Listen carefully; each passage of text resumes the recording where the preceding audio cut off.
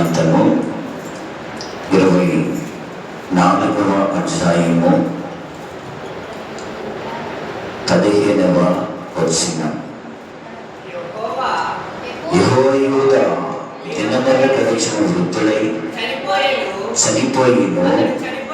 అతడు చనిపోయినప్పుడు 130 ఏళ్ళు అతడు ఇశ్రాయేలీయులలో, వినండి, ఇశ్రాయేలీయుల దేవుని దృష్టికి, తన ఇంటి వారి దృష్టికి మంచివాడై ప్రవర్తించిన గనక జనులు దావీదు పట్టణమందు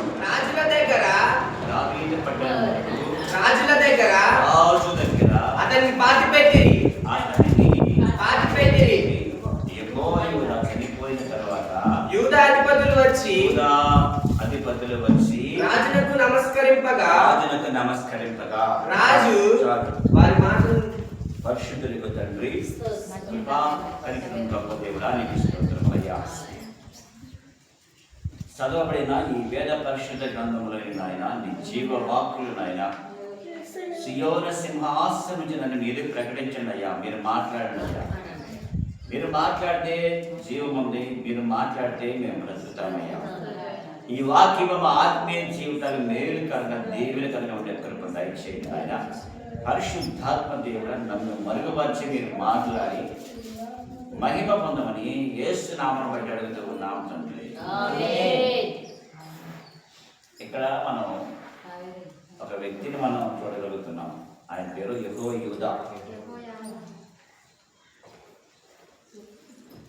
ఆయన అందరి దృష్టికి మంచివాడిగా ఉన్నాడు. ఎవరెవరి దృష్టికి? దేవుని దృష్టికి, తన ఇంటి వారందరి దృష్టికి అతడు మంచివాడై ప్రవర్తించను కనుక అతనిని రాజులు సమాధి చేయబడిన ఆ స్థలములో అతనిని పాతిపెట్టిరి. దేవునికి మహిమ కలుగునుగాక. చాలా ఇంట్రెస్ట్గా ఈరోజు వాక్యం ఉంటుంది. జాగ్రత్తగా దేవుని మాటలు శ్రద్ధగా వింటాం. ప్రియులారా, ఏంటి ఆయన చేసిన మంచి పని ఏంటి? ఆయన అందరినీ ఎలా మెప్పించగలిగాడు? అందరి దృష్టికి అతడు ఎందుకు మంచివాడయ్యాడు? జాగ్రత్తగా వినండి. ఒక వ్యక్తి అందరికీ నచ్చాలంటే, ఒక వ్యక్తి అందరికీ మంచివాడిగా ఉండాలంటే ఎన్ని సుగుణాలు కలిగి ఉండాలి కదా. ఎంత మంచివాడై ఉండాలి. దేవుడికి మహిమ కలుగునుగాక. చెప్తాను వినండి.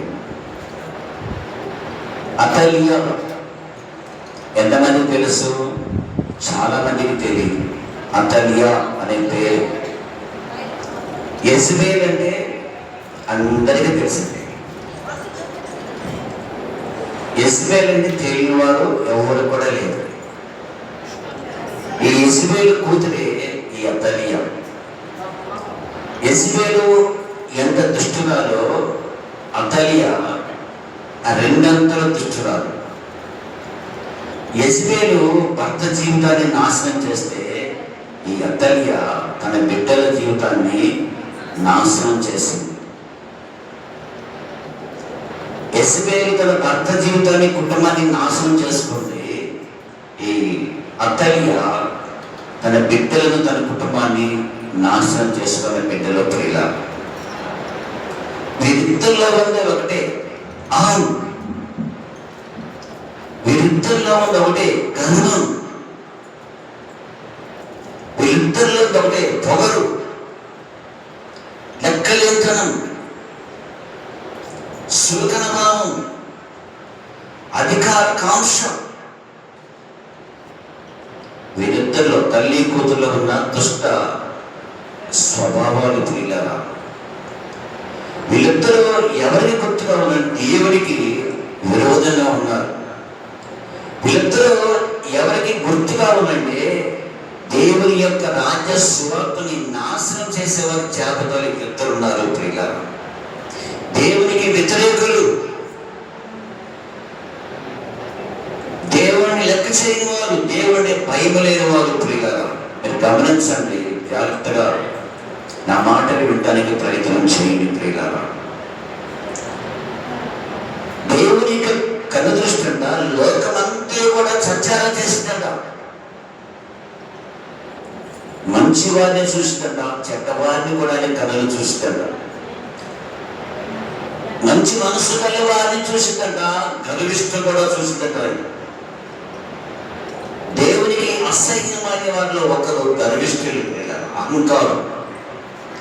ఆయన అహంకారాలను ఎదిరించి ఆయన దీనులకు కృప చూపించే దేవుడు. దేవునికి మహిమ కలుగునుగా. గర్విష్ఠుల గర్వమును అనిసేవాడు మన దేవుడు ప్రియులారా. ఈ ఇద్దరంటే దేవునికి అస్సలు నచ్చదు. మనం కూడా ఈ రెండు జాబితాలు మనం ఉండకూడదు.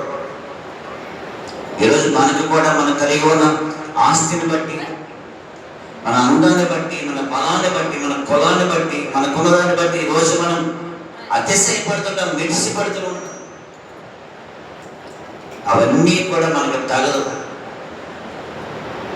ఇచ్చింది ఆయన, నిన్ను హెచ్చించింది ఆయన. ఆయన బట్టి మనం అతిశయపడాలి. ప్రభు నన్ను ఎంతగానో హెచ్చించినది నీకు స్తోత్రములయ్యా, నేను ఏ భాగ్యవాడినయ్యా. దేవునితో మనము ఎంత తగ్గించుకుంటే మనకి అంత మేలు కలుగుతుంది ప్రియ. ఈ అతల్య ఒక రాజు భార్య. అనుకోకుండా రాజుగారు చనిపోతాడు. రాజుగారు చనిపోయినప్పుడు కుమారుడు రాజ్యాన్ని ఏలాలి. కుమారుడు చనిపోయిన తర్వాత ఈమె అధికార కాంక్ష కలిగి అహంకార దృష్టితో రాజ్యాన్ని వేలనే రాణిగా సిద్ధపడింది ప్రియరా. దేవునికి మహిమ కలుగునుగా. అటువంటి సమయంలో అందరూ అంటారు, అమ్మ నీ కుమారులు ఉన్నారు కదా, నువ్వెక్కడ రాజ్యం వెళ్తావు, నువ్వెక్కడ రాణిగా ఉంటావంటే ఏం చేసిన పని చూసా, తన కుమారులను త్రాగుబోతులుగా, వ్యభిచారులుగా, భయంకరమైన పాపములను నడిపించిన తల్లి ఎవరైనా ఉన్నారంటే అది అతలి. కానీ అతలి గురించి చాలా మందికి తెలియదు. యెజ్రెయేలు గురించి మనకు బాగా తెలుసు, కానీ అతల్య గురించి మనకు పెద్దగా తెలియదు. యెజ్రెయేలు కంటే పెద్ద దుష్టురాలు ఈ అతల్య. దేవునికి మహిమ కలుగునుగా. ఇటువంటి తల్లిలు సమాజంలో ఉన్నంత వరకు కూడా సమాజము బాగుపడదు. ఇటువంటి తల్లులు సంఘంలో ఉన్నంత వరకు వారి కుటుంబాలు నిజంగా బాగుపడవుతాయి. తల్లి మాతృమూర్తి, తల్లి దేవతామూర్తి అంటారు, తల్లి దైవ స్వభావం అంటారు. అటువంటి తల్లి తన బిడ్డలను ఈ రీతిగా నడిపించడం అది ఎంత దురదృష్టకరమైన గమనించండి ప్రియ. అతలిలో ఉంది ఒకే ఒకటి, నేను రాజ్యం రాణిగా నేను ఉండాలి, రాజ్యాన్ని నేను ఏలాలి. ఆ రాజ్యాన్ని ఏలడానికి కొడుకులు కాదు కదా, మనవలు కాదు కదా, ఎవరు అడ్డ వచ్చినా సరే సంపివేమంత. దేవునికి మహిమ కలుగునుగా. నేను ఎందుకు ఈ స్టోరీ చెబుతున్నానంటే, యెహోయాదా 130 సంవత్సరముల బ్రతికి ఇంటి వారికి దేవునికి మంచివాడై మృతి పొందింది కనుక అతని సమాధి దొడ్లో పెట్టకుండా రాజుల యొక్క సమాధుల పక్కన యెహోయాదాను పెట్టడం జరిగింది. రాజులు దావీదు పట్టణంలో రాజుల సమాధిలో ఒక యాజకుని పెట్టడం అంత సాధారణ విషయం కాదు. ఒక రాజుల పక్కన సమాధి చేయబడ్డాడు. అది ఎంత గొప్పగా ఎంతగా జీవిస్తానో అక్కడ పెట్టగలుగుతాడు. కానీ ఈ యెహోయాదాకి అటువంటి ఘనత కలిగింది. గల కారణం ఏంటి? ఈరోజు అదే మనం ధ్యానం చేయబోతున్నాం. దేవునికి మహిమ కలుగునుగా. ఇంకా ఈమె రాజు కావాలంటే, ఈ అతల్య రాజు కావడానికి 70 మంది కుమారులు ఉన్నారు. 70 మంది కుమారులు ఉన్నారు. ఈ అతల్య రాణి కావాలంటే 70 మంది కుమారులు ఉన్నారు అర్థం. ఏం చేస్తుంది? 70 మంది కుమారులని చంపివే ఉంది అతల్య. ఎంత దుర్మార్గులో చూడండి. అక్కడ రాని ఎందుకంటే మన ముందు ఎన్ని జరగట్లా, మన ముందు ఈ వార్తల్లో కానీ పేపర్లో కానీ మనం ఎన్ని న్యూస్ మనం చూడల.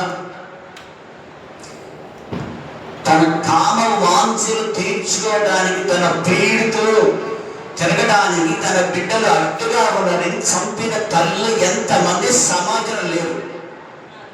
భర్తను చంపడం వేరు, అడ్డుగా ఉన్న పిల్లలను చంపిన తల్లులు సమాజంలో ఎంతమంది మనం చూడలేదు. ఇప్పటికీ ఎంత భయంకరమైన మనసు కలిగిన వారు తెలుసా ప్రియులారా? ఈరోజు మన కళ్ళ ముందు ఎంతో మంది, ఆ రోజు అతలియే కాదు అతలియ లాంటి తల్లులు ఈరోజు మన కళ్ళ ముందు మన సమాజంలో ఉండాలి ప్రియులారా. అతలియ 70 మంది ఆ పిల్లలను చంపుతున్నప్పుడు, ఆ రాజకుమారుని చంపుతున్నప్పుడు యెహోయాదా యొక్క భార్య, వినండి, యెహోయాదా యొక్క భార్య ఏం చేసింది? ఈ 70 మంది పిల్లలలో ఒక పిల్లోడిని దొంగిలించి దాచివేసింది. దేవునికి మహిమ కలుగును గాక. యెహోయాదా యొక్క భార్య ఈ 70 మంది పిల్లల్లో ఒక పిల్లోడిని దాచిపెట్టింది. భూమిలో ఉన్న ఒక అండర్ గ్రౌండ్ లో దేవుని మందిరంలో యెహోయాదా దగ్గర ఈ పిల్లాన్ని పెంచడం ప్రారంభించింది. ఎంత గొప్ప భాగ్యం చెప్పండి. ఈ తల్లి చేసిన పని తెలుసా? ఈ తల్లి ఒక వ్యక్తిని, ఒక పిల్లోడిని ప్రాణాలతో కాపాడడం ఒక ఎత్తు అయితే, ఒక రాజవంశాన్ని, ఒక తరాన్ని కాపాడింది ఈ తల్లి. నిజంగా ఈ 70 మంది పిల్లలు కనుక చనిపోయి ఉంటే దేవుని ప్రణాళిక నెరవేర్చబడేది కాదు. దావీదుకి ఇచ్చిన వాగ్దానము నెరవేర్చబడేది కాదు. ఏంటి దావీదుకి ఇచ్చిన వాగ్దానము? నీ వంశంలోంచి తరతరములు నీ వంశంలోకి వచ్చిన వారే నీ సింహాసనం కూర్చుంటారని వాగ్దానము. ఈ అతల్య యొక్క ఈ 70 మంది పిల్లల్లో ఒక పిల్లోడు కూడా ఆ దావీదు రాజవంశానికి చెందిన వాడే. అసలు ఈ 70 మంది పిల్లలు చనిపోతే దావీదుకి దేవుడిచ్చిన వాగ్దానం నెరవేర్చబడడం అసాధ్యమయ్యేది. అందుకే దేవుడి ప్రణాళిక ఏంటంటే యెహోయాదా యొక్క భార్య ఒక పిల్లని దొంగిలించి తీసుకుని వెళ్ళి దేవుని మందిరంలో యెహోయాదా యొద్ద పెంచడం ప్రారంభించింది. దేవునికి మహిమ కలుగును గాక. దేవుడు భలే గొప్ప గొప్ప కార్యాలు చేస్తాడంటే, అంటే తను ఏ వాగ్దానం అయితే చేశాడో ఆ వాగ్దానము నెరవేర్చేంత వరకు ఆయన నిద్రపోడు. ఎటువంటి ఆటంకాలు వచ్చినప్పుడు కూడా ఆయన తొలగిస్తాడు. నీకు విజయం కలగటానికి దేవునికి మహిమ కలుగునుగా. 6 సంవత్సరాలు పెంచారు. ఈ 6 సంవత్సరాలు అతల్య రాణిగా పరిపాలన చేసింది. గుర్తుంచుకోండి, ఇక్కడ చిన్న విషయం మీకు క్లారిఫై చేస్తాను వినండి. 6 సంవత్సరాలు ఈ అతల్య పరిపాలన చేసి 7వ సంవత్సరం రాగానే ఈ యాజకుడు ఈ యెహోయాదా ఏం చేశారంటే దాచిపెట్టి వచ్చిన ఈ యావాష్ అనబడుతున్న ఈ వ్యక్తిని బయటికి తీసుకొస్తాడు. దేవునికి మహిమ కలుగునుగా. ఏం చేస్తాడు? అందరినీ పెద్దలని, యాజకులను అందరినీ పిలిపించి, ఇదిగో ఇది పరిస్థితి, ఇది పరిస్థితి. ఈ అతల్య రాజ్యం నాశనం కావాలి, ఈ అతల్య సింహాసనం కూలిపోవాలి, ఈ దుష్ట పరిపాలన నాశనం కావాలి. ఎందుకో రాజు యొక్క వారసుడు దాచబెట్టబడి ఉన్నాడు. ఇదిగో యావాష్ వ్యక్తి ఉన్నాడు. ఈ వ్యక్తిని మనం అభిషేకిద్దాం. ఏ వయసు తెలుసా?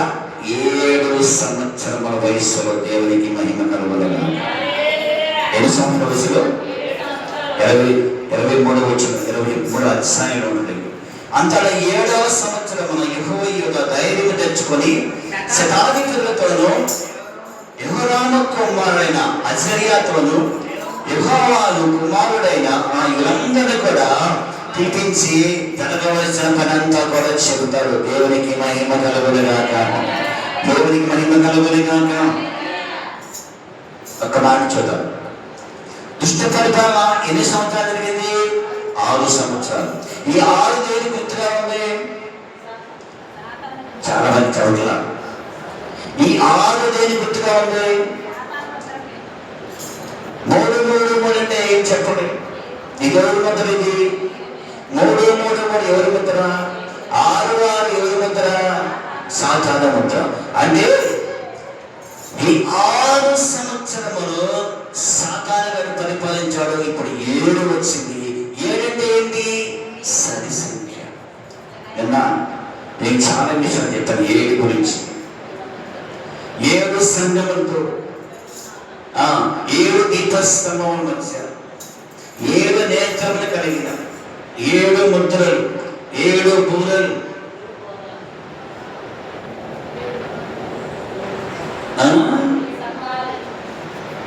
ఇలాగ ఎన్నో ఉన్నాయి. 7 గురించి. 7 అంటే దేవుని సంఖ్య. ఇప్పుడు ఈ అతలియ పరిపాలన నాశనం కాకపోతుంది.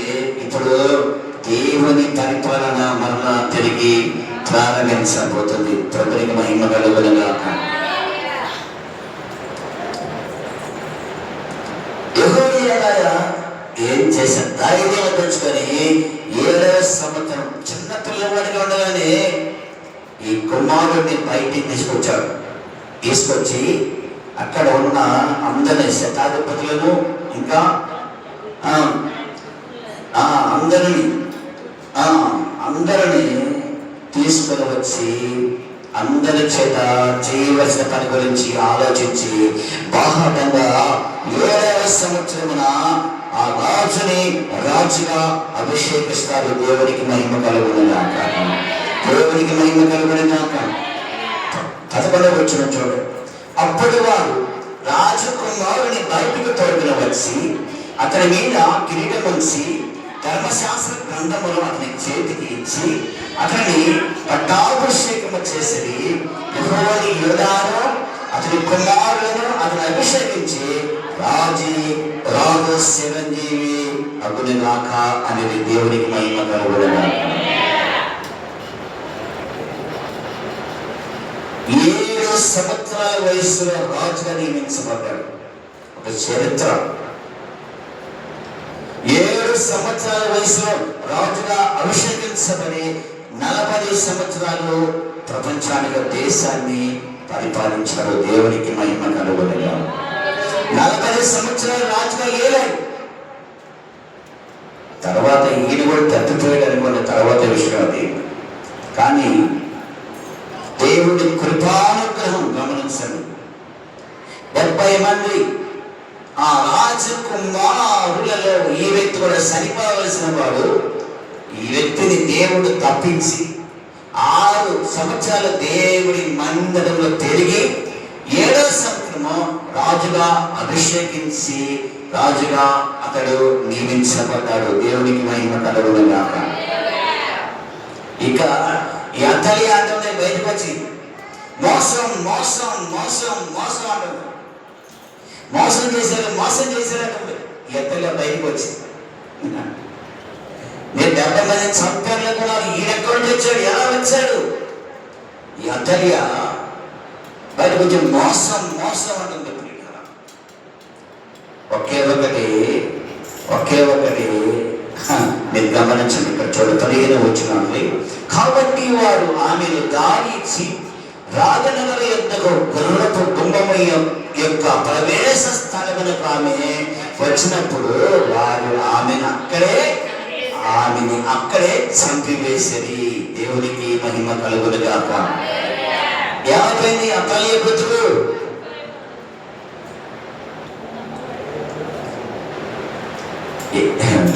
అతలియ అంటే పెద్ద దిబ్బ. అతలియలవన్నీ ఏం తెలుసా?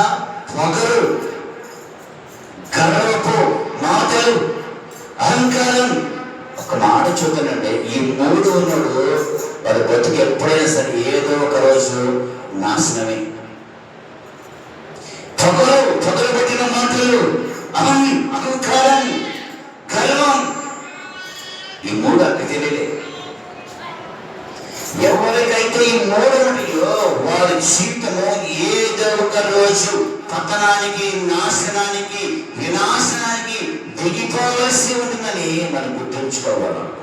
ఎవరి మనస్సు వినయము కలిగి, విధేయత కలిగి, స్వాతికమైన మనస్సు కలిగి, నెమ్మది కలిగి ఉంటారు, వారు ఎప్పుడు కూడా అంచెలంచెలుగా వారు ఎదుగుతూనే నిత్య జీవాన్ని అనుభవిస్తారు. దేవునికి మహిమ కలుగునుగా.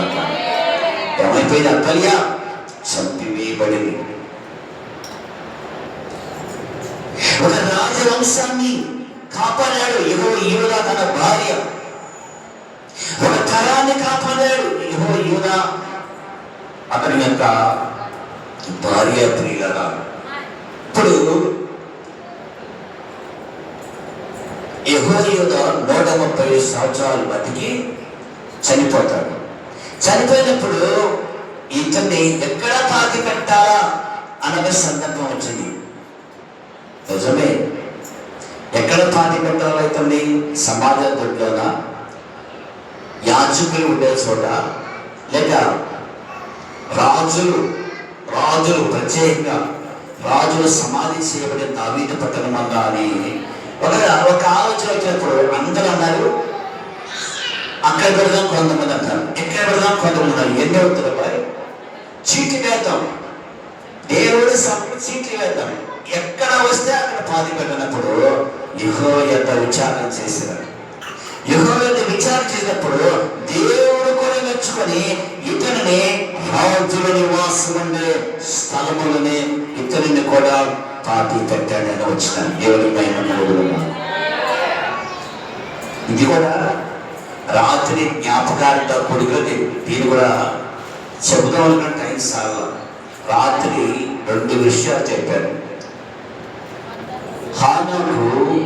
హానోకు దేవునితో కొలిపోబడక ముందు అతడు దేవునికి ఇష్టడై ఉండేను.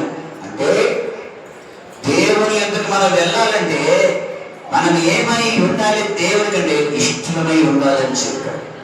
రెండవది, మరణాన్ని జయించాలంటే హిజ్కియా ప్రార్థన.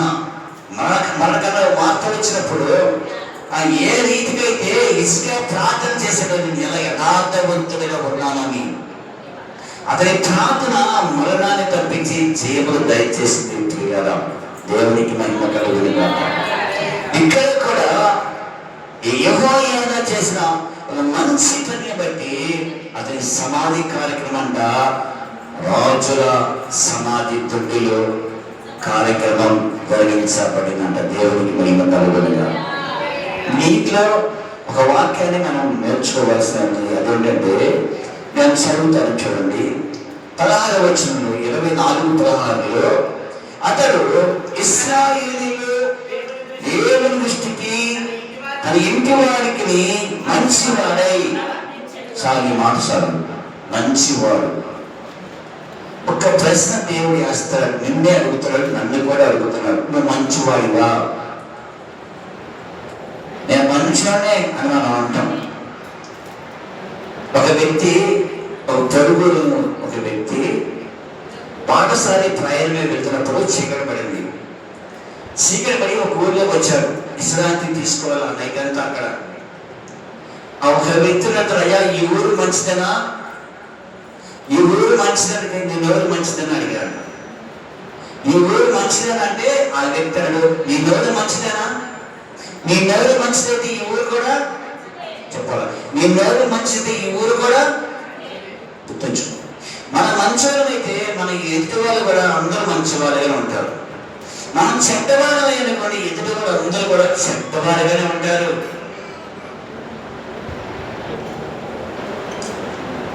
దేవుడు అడుగుతాడు నేను ఒక మాట, నువ్వు మంచివాడివేనా? మంచివాడు ఏ మనసు కలిగి ఉంటాడు? మంచివాడు ఏ మనసు కలిగి ఉంటాడంటే అతడు ఇతరులకు సహాయం చేసే మనసు కలిగి ఉంటాడు, ఇతరులకు పెట్టే బుద్ధి కలిగి ఉంటాడు. కొంతమందికి ఎంత ఆస్తి ఉన్నప్పుడు కూడా ఒక సిల్లుగా కూడా ఎవరికి మెచ్చబెట్టరు. ఒకరికి ఆస్తి లేకపోయినప్పుడు కూడా వారు లేవలో ఉన్నప్పుడు వారు ఎదుటి వారి ఆకలిగా ఉంటే అతనికి ఏం పెట్టాలని ఆశ కలిగి ఉంటారు. ఉన్న దాంట్లోనే వృద్ధులు మంచోడు, ధనవంతుడు మంచోడా, పేదవాడు మంచోడు అంటే పేదవాడే మంచోడు. పేదవాడికి పెట్టే బుద్ధి ఉండదు, ధనవంతుడికి పెట్టే బుద్ధి ఉండదు. నువ్వు మంచివాడు ఎలా అడుగుతున్నాడు దేవుడు. కానీ యెహోయాదా ఇంట్లో అందరూ మెచ్చుకున్నారట. భార్య మెచ్చుకుంది, పిల్లలు మెచ్చుకున్నారు, అన్నదమ్ములు మెచ్చుకున్నారు, అత్తమామలు మెచ్చుకున్నారు. ఎందుకంటే అతని సత్ప్రవర్తన అలాగే ఉంది. అంతేనా, సమాజం మెచ్చుకుంది, ఊళ్ళో ఉన్న వాళ్ళందరూ మెచ్చుకున్నారు. అతను వంటి మంచివాడు ఎవరు లేరు, ఊళ్ళో అందరూ సాక్షి చెబుతున్నారు. మూడవది, దేవుడు కూడా మెచ్చుకున్నాడు. దేవుని దృష్టి కూడా యెహోయాదా ఎలాగ ఉన్నాడంటే మంచివాడిగా ఉన్నాడు. ప్రభునికి మహిమ కలుగును. ఏంటని చెప్పండి, ఈరోజు మనం ఎలా ఉన్నాం? నేను మంచోని, నేను మంచోని నువ్వు చెప్పుకోవడం కాదు, నీ గురించి ఎవరైనా చెప్పితే అది సాక్ష్యం. మనకి మనం చెప్పుకున్నాం అనుకోండి, అది స్వార్థం, లేకపోతే అతివాగుడు, లేక మనకి మనం డబ్బా కొట్టుకోవడం. కానీ ఎదుటివారు, ఇరుగు వారు, పక్కవారు అందరూ కూడా ఫలానా వ్యక్తి మంచోడు మంచోడు మంచోడు చెప్పుకుంటే అది గొప్ప సాక్ష్యం. అంటే రాత్రి హానోకు గురించి మాట్లాడుతూ అతడు కొనుపు పడక ముందు అతడు గొప్ప సాక్ష్యము పొంది ఉండెను, గొప్ప సాక్ష్యము కలిగి ఉండెను. దేవునికి మహిమ కలుగును. దేవుడు ఎవరిని తీసుకువెళ్తాడే, సాక్ష్యము కలిగిన వారిని దేవుడు తీసుకువెళ్తాడు. సాక్ష్యం ఉండాలి. ఇక్కడ ఈ యెహోయాదాకి అందరూ సాక్ష్యం చెబుతున్నారు, ఇతడు మంచివాడు, ఇతడు మంచివాడు, ఇతడు చాలా మంచివాడు. రేపు పొద్దున చెప్పుకోవాలా, ఫలానా పాస్టర్ గారు, అతులా పాస్టర్ గారు ఉన్నారా, ఆయన చాలా మంచివాడు రా అని చెప్పుకోవాలి. ఆ రీతిగా మనం బ్రతకాలి. అమ్మగారు చాలా చాలా మంచిదిరా, అమ్మగారు మంచి సహాయం చేస్తారని అమ్మగారి గురించి అందరూ చెప్పుకోవాలి. అమ్మగారు అయ్యగారి గురించే కాదు, నీ గురించి కూడా చెప్పాలి అందరూ. పలానా తల్లి ఉందండి చాలా మంచిదిరా, పలానా తండ్రి చాలా మంచివాడు రా. ఆ మంచిని మనం సంపాదించుకోవాలి. అదే దేవుడు సుగంధ త్రైలుల కంటే మంచి పేరు కలిగి ఉండటం మేలు. దేవుడికి మహిమ కలుగునుగా. మనం మంచి పేరు కలిగి ఉంటే మన సమాధి అంటే ఒక విలువ కలిగిన స్థలం. రాజుల సమాధులు దొడ్డని మాట్లాడాలండి అంటే రాజుగారి కోటలో నువ్వు వెళ్తావా? నువ్వు వెళ్ళగలవా? రాజుగారి సమాధులు ఎలాగ ఉంటాయి, ఎంత అలంకరించబడతాయి, ఎంత గొప్పగా ఉంటాయి, దాని సెక్యూరిటీ అంతా ఎంత అంగమాగా ఉంటాయి. అటువంటి దావీదు పట్టణం ముందు అక్కడ రాయబడింది, దావీదు పట్టణం మందు. ఏ దావీదు పట్టణం ఎక్కడది? నేను చెప్పనా, దావీదు పట్టణం ఎక్కడది? ఏ దావీదు పట్టణము? దేవుని రాజ్యము ప్రియులారా, దేవుని రాజ్యమనే దావీదు పట్టణములో అతని సమాధి చేయబడి ఉంది. మంచివాడికి దేవుడు ఎప్పుడు కూడా మంచి స్థానాన్ని ఇస్తాడు. అది యెహోయాదా పొందుకున్నాడు. ఎలాగా? ఒక మంచి పని చేశాడు. తన భార్య రాజవంశాన్ని కాపాడాడు. తన భార్య ఒక తరాన్ని కాపాడింది కాదు, తన భార్య దేవుని యొక్క ఉద్దేశాన్ని నెరవేర్చాడు. అంతేకాదు దుష్ట పరిపాలన, అతల్య యొక్క ఆలోచనను వారు సమాధి చేశారు. ప్రియులారా, దేవునికి మహిమ కలుగునుగా. అతల్య యొక్క కుటిల బుద్ధిని, అధికార కాంక్షను నాశనం సమాధి చేశారు. ప్రియులారా, ఈరోజు దీనిలో మనకు నేర్పే పాఠాలు చాలా ఉన్నాయి. ఒకటి, మనము ఇతరులను కాపాడవలసిన వారిగా మనం కష్టకాలము ఇతరులకు మనం సహాయం చేసేవారిగా ఉండాలి. రెండవది, చూడండి యెహోవా చేసిన పని అదే. ఒక రాజకుమారుడు దొంగిలించి తీసుకువచ్చి తన మందిరంలో 6 సంవత్సరాలు పెంచాడంటే ఎంత సాహసం తెలుసా. మోషే యొక్క తల్లిదండ్రులు మోషేని కొద్ది నెలలు మాత్రమే ఉంచి దాచిపెట్టలేక నీటిలో వదిలిపెట్టిన సందర్భం మనకు తెలుసు ప్రియులారా. కానీ అతడే వంటి ఒక భయంకరమైన క్రూరమైన రాణి పరిపాలనలో 6 సంవత్సరాల యెహోవా తన భార్య దాచిపెట్టి వచ్చాడంటే ఎంత గొప్ప విషయం మనం గమనించాలి ప్రియులారా. అందుకని ఈ యెహోవా గురించి అంటారు అతడు మంచివాడి ప్రవర్తించిన కనుక జనులు దావీదు పెట్టెల ముందు రాజుల దగ్గర అతన్ని పాతి పెట్టింది. ఎంత గొప్ప సన్మానం, ఎంత గొప్ప దీవెన కనుక గమనించండి. అతడు మంచివాడైనందున, అతడు మంచివాడైన, నీవు మంచివాడైనందున, నీవు మంచివాడైనందున మహిమ కలుగునుగాక. దాంట్లో లెక్క ఉంది దానికి. యేసేపు సమాధి కార్యక్రమం ఎన్ని సంవత్సరాలు జరిగింది తెలుసా? నీకు తెలుసా? యేసేపు కాదు యేసేపు కాదు, యేసేపేనా యాకోబు ఏమండి? ఎన్ని సంవత్సరాలు జరిగింది తెలుసా?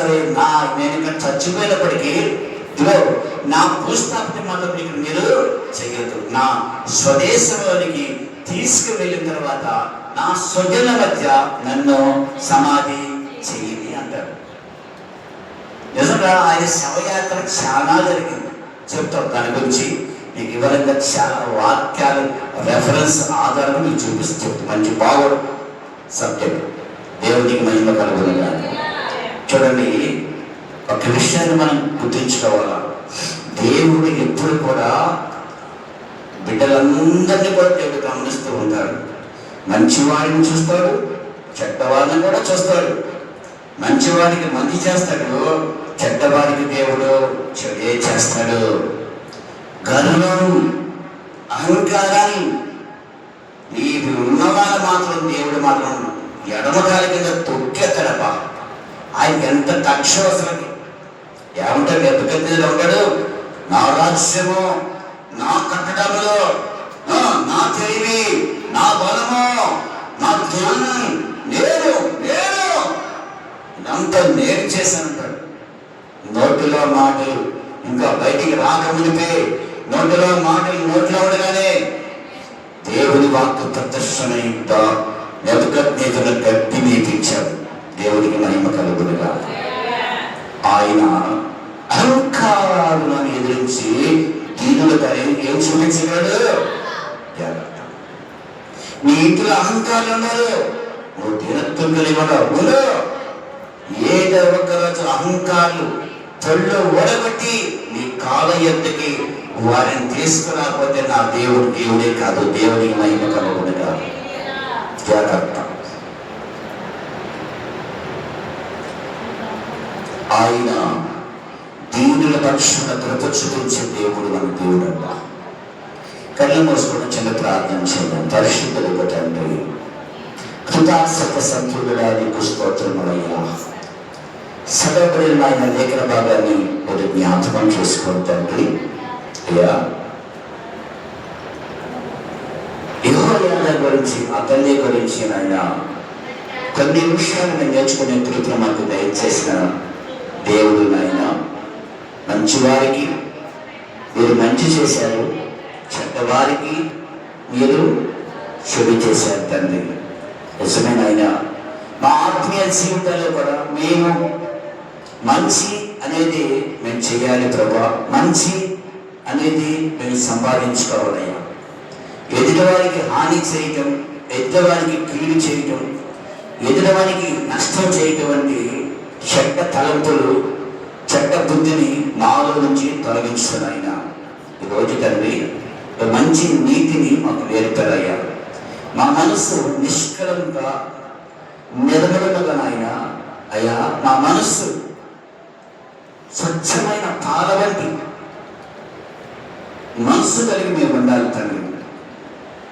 మాలో ఎటువంటి అసూయ, స్వార్థ బుద్ధి, మాలో ఎటువంటి నాయన ఇతరులను బాధించే బుద్ధి ఉంటే, అతల్యవాడి మనస్సుని కలిగి ఉంటే మమ్మల్ని క్షమించిన ఆయన ఒక అడిగైనటువంటి బుద్ధిని మీరు మాకు దయచేయండి నాయన. ఎత్తబడిన ఈ మాటలను మా హృదయంలో మీరు ఫలింపజేసి ఇంకా మా ఆత్మీయ జీవితాలను ఇంకా మంచిగా ఉండే కృపను దయచేయమని యేసు నామమును బట్టి అడుగుతూ ఉన్నాము తండ్రి. ఆమేన్.